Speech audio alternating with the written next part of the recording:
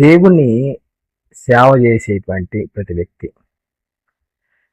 ఈ లోకంలో ఒక అతిశయమైనటువంటి జీవితాన్ని కలిగి ఉండటానికి మంచి పునాది వేసుకోవాలి. ఎందుకంటే దేవుడు దేవుని యొక్క పనిని చేయడానికి, ఆ పని భారాన్ని మనము నిర్వర్తించడానికి మనకిచ్చినటువంటి కృపా భాగ్యాన్ని సరైన రీతిగా నిర్వర్తించడం అనేది చాలా అవసరమైనటువంటి విషయం. ఈ రోజుల్లో చాలామంది దేవుని పని పట్ల నిర్లక్ష్యంగా ఉన్నారు. ధనం కోసము ప్రాకులాడుతున్నారు. అనేకమైనటువంటి అబద్ధ బోధకు లొంగిపోతున్నారు. ఇలాంటి హీనమైనటువంటి పరిస్థితికి కొంతమంది దిగజారే పరిస్థితి వస్తున్నారు. అది దేవుడి రాజ్యానికి వేరేటువంటి జీవితం. అపోస్తలుడైనటువంటి పౌలు, పేతురు, యాకోబు లాంటి భక్తులు దేవుడి రాజ్యాన్ని వాళ్ళు గ్రహించిన తర్వాత, ఆయన ఉన్నతమైనటువంటి ఆ రాజ్య పరిపాలనను వారి హృదయాల్లో అంగీకరించిన తర్వాత వారి జీవితంలో బలమైనటువంటి మార్పులు వచ్చాయి. వారు తీవ్రంగా దేవుని పని పట్ల శ్రద్ధ కలిగి ఈ భూమి మీద వారు చనిపోయేంత వరకు కూడా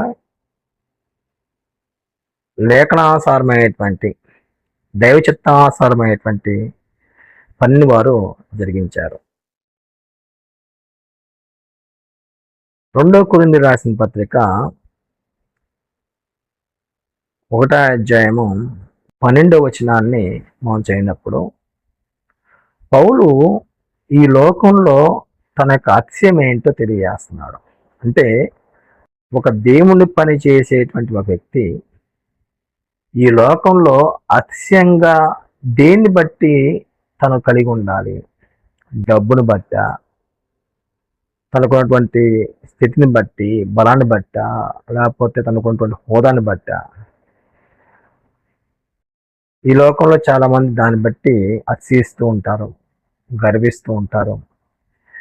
వాళ్ళు దాన్ని బట్టి దాని గురించి ఎక్కువగా మాట్లాడుతూ ఉంటారు.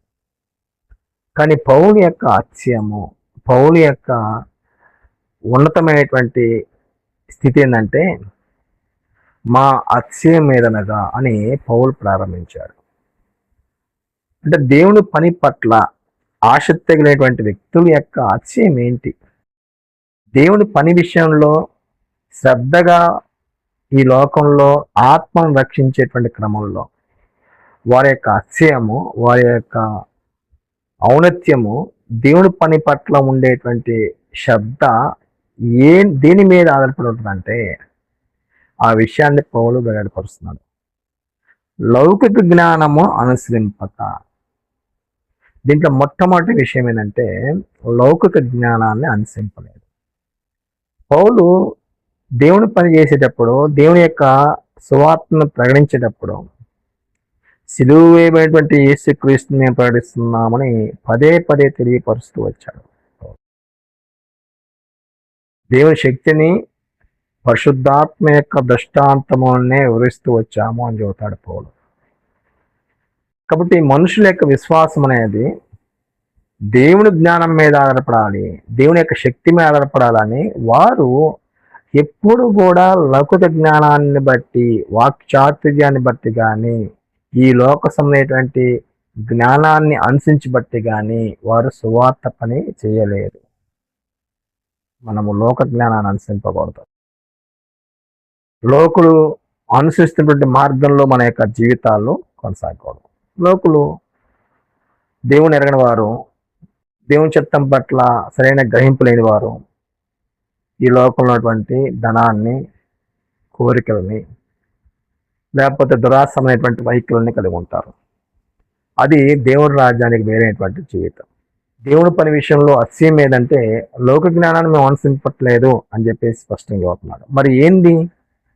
దేవుని అనుగ్రహించు పరిశుద్ధాత్మతోనూ దేవుని కృపని అనుసరించి లోకంలో నడుచుకుంటుంది. మూడు విషయాలు పౌలు ప్రస్తావించాడు. ఒకటి, దేవుని యొక్క కృప. రెండు,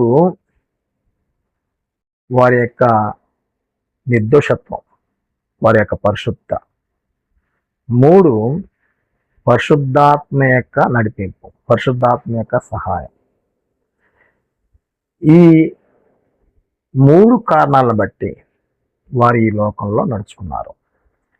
అంటే దేవుని పని చేసేటువంటి వ్యక్తికి మూడు విషయాల మీద అవగాహన ఉండాలి. ఒకటి, దేవుని కృపను ఆధారం చేసుకుని బతకటాయి. అంటే కృపను వ్యర్థం చేసుకోకూడదు. దేవుడు మనకిచ్చినటువంటి కృపా భాగ్యాన్ని క్రీస్తు యేసునందు రక్తము చేత మన పాపము కడిగివేయబడ్డాయి. మనం నిర్దోషులుగాను నిష్కలంకులుగాను దేవుడు చూస్తున్నాడు. మన పాపం విషయమై ఆయన దయగలిగి తన మనసులో నుంచి ఆ పాపమును తుడిచివేశాడు. మనల్ని తన కుమారులుగాను కుమార్తెలుగాను అంగీకరిస్తున్నాడు. కాబట్టి దేవుని కుమారులుగా ఉన్నటువంటి మనము ఆయన పనిచేసేటువంటి క్రమంలో నిర్దోషత్వాన్ని కలిగి ఉండాలి. అంటే పరిశుద్ధంగా బతకాలి. పరిశుద్ధత లేకుండా దేవుని పనిని సవ్యంగా చేయలేము. పరిశుద్ధతను బట్టి దేవుని పనిని సవ్యంగా చేయగలము. ఈరోజు చాలామంది ఈ పరిశుద్ధతని గురించినటువంటి అవగాహన నిర్లక్ష్యం చేస్తున్నారు. ఎంతగా నిర్లక్ష్యం చేస్తున్నారంటే వారి యొక్క వ్యక్తిగత ప్రయోజన కొరకు పరిశుద్ధతని నిర్లక్ష్యం చేసి డాంబికంగాను తమ యొక్క వ్యక్తిగత ఆలోచనల మీద ఆధారపడుతూ ముందుకెళ్ళేటువంటి పరిస్థితి ఏర్పడుతుంది. ఇది దేవుడి రాజ్యానికి, ఆయన యొక్క ఉన్నతమైనటువంటి జ్ఞానానికి వ్యతిరేకమైనటువంటి కార్యాచరణ అనేది మనకు అర్థం కావాలి. అందువల్ల పౌలుకి ఒక నిర్దిష్టమైనటువంటి ఆలోచన శక్తి ఉంది, ఒక సరైనటువంటి క్రమశిక్షణ ఉంది, దేవుని పని పట్ల శ్రద్ధ భయము ఉంది. అందుకే దేవుని పని విషయంలో ఎలా మాట్లాడుతున్నారంటే, మేము ఈ లోకంలో ఎలా నడుచుకున్నాము, దేవుని కృపను అనుసరించి నడుచుకున్నాము, పరిశుద్ధాత్మ యొక్క సహాయంతో నడుచుకున్నాము. మూడు, నిష్కాపట్యంగా బతుకుతున్నాము. అంటే నిష్కాపట్యం, ఎటువంటి కల్ముషము, ఎటువంటి దుర్మార్గత, చెడుతనము లేకుండా బ్రతుకుతూ ఈ లోకంలో జీవిస్తున్నాం. అంటే ఇది చాలా అవసరం సువార్తికునికి. సువార్తికుని యొక్క పనిలో ఈ లోక జ్ఞానాన్ని అనుసరించకుండా జీవించడం అనేది చాలా ప్రాముఖ్యమైన సంగతి. దానితో పాటు దేవుని యొక్క కృప అవసరం, పరిశుద్ధాత్మ యొక్క నడిపింపు అవసరం.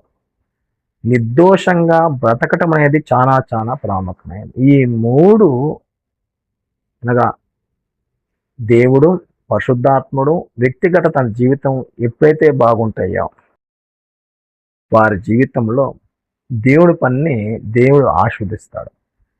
ఆ పనిని ఫలవంతం చేస్తాడు దేవుడు. అందుకే పౌలు అంటున్నాడు ఇక్కడ మనం ఆలోచన చేస్తే, దేవుని అనుగ్రహించు పరిశుద్ధాత్మతోనూ నిష్కాపట్యముతోనూ దేవుని కృపను అనుసరించి లోకంలో నడుచుకుంటుంది. మరియు విశేషంగా మీ ఎలా నడుచుకుంటున్నాయో మా మనస్సాక్షి సాక్ష్యం ఇచ్చుటయే. అంటే చూడండి ఎంత లోతైనటువంటి ఆలోచనతో పౌలు మాట్లాడుతున్నాడు. మా మనస్సాక్షి కూడా మీ ఎదుట ఎటువంటి దుష్కార్యాన్ని కానీ, ఎటువంటి కపటాన్ని కానీ, ఎటువంటి ధనాపేక్షతో కూడినటువంటి వైఖరి కానీ, లోకజ్ఞాన సంబంధమైనటువంటి ఆలోచన కానీ లేకుండా మేము జీవిస్తున్నాము. మీ ఎదుట మేము జీవిస్తున్నాము. అట్టి దాని విషయంలో మా మనస్సాక్షే సాక్ష్యం ఇస్తుంది అని చెప్పేసి పౌలు మాట్లాడుతున్నాడు.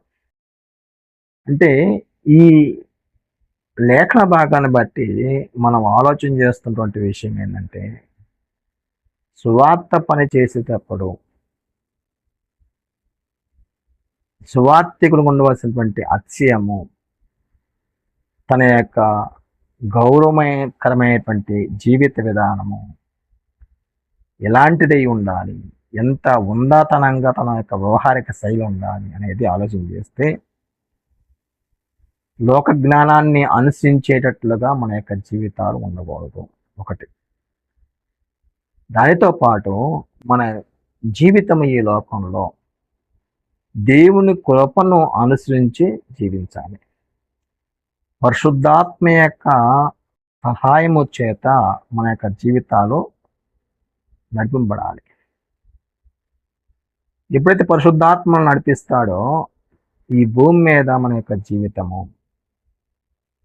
పరిశుద్ధంగా, నిర్దోషంగా దేవుని యొక్క రాజ్య పౌరులుగా బతకడానికి సరైనటువంటి పునాది కలిగి ఉంటుంది. అందువలన దీనంతటిని బట్టి పౌలు తన వ్యక్తిగతంగా నా మనస్సాక్షి సాక్షిస్తుంది అన్నాడు. అంటే మనస్సాక్షి అనేది చాలా కీలకమైనది. మనము దేవుడి పని చేసేటప్పుడు మన మనస్సాక్షి అన్నిటికీ ఓకే, ఇది నువ్వు చేసే పని దేవుడు ఆనందిస్తాడని ఎప్పుడైతే మనస్సాక్షి మనల్ని బలపరుస్తుందో, మనల్ని ఉత్తేజపరుస్తుందో అదే ఉన్నతమైనటువంటి జీవిత విధానం. చూడండి ఎంత తీవ్రమైనటువంటి ఆలోచనతో దేవుని పనిని మనము కొనసాగించాలో, ఎంతగా ఆలోచించాలో. అందువల్ల సేవకులము దేవుని పని చేసేటప్పుడు ఆత్మ యొక్క రక్షణ క్రమంలో మన వ్యక్తిగత జీవితం అనేది చాలా కీలకమైంది. మనం చేసేటువంటి పని బలంగా ఉండాలంటే, ఆశీర్వదింపబడాలంటే, అనేకులు రక్షణకరమైనటువంటి వాతావరణాన్ని మనం కలిగి వ్యవహరించాలంటే ఈ సంగతులను మనం అర్థం చేసుకోవాలి. మనము మొదటిగా లోక జ్ఞానాన్ని విడిచిపెట్టాలి.